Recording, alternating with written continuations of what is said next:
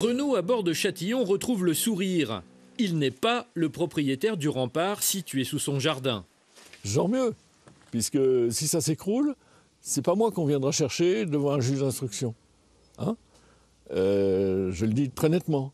Ensuite, je vais pouvoir agir, c'est-à-dire on n'est plus dans le brouillard, je vais pouvoir agir et rechercher les responsables et leur demander naturellement une indemnisation. Le 6 décembre 2010, une partie des remparts d'Autun s'effondre sur plus de 20 mètres. Malgré des mesures conservatoires rapidement engagées, d'autres parties tombent encore en 2020. Selon ces Authunois, l'origine du problème vient du système de collecte des eaux de pluie de la cathédrale installé en 2007.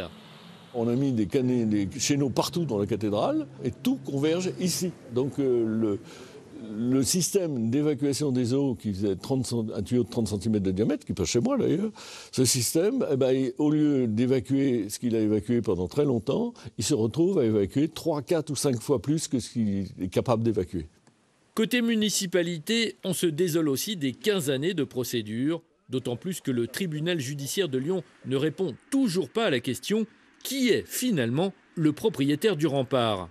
Monsieur à bord de Châtillon s'est fondé sur une loi de l'époque révolutionnaire de 1790, un décret qui effectivement est une loi qu'on ne pratique pas tous les jours. On va se retrouver aujourd'hui devant un tribunal administratif qui va avoir à trancher les questions des responsabilités et accessoirement, si la question émerge, elle émergera forcément, de la question de savoir qui, entre la commune et l'État, est propriétaire de ce rempart. Le tribunal administratif devrait être saisi dans les prochains jours. De son côté, Renaud, à bord de Châtillon, espère une nouvelle consolidation du rempart. Les murs de sa maison et de son jardin continuent de se fissurer.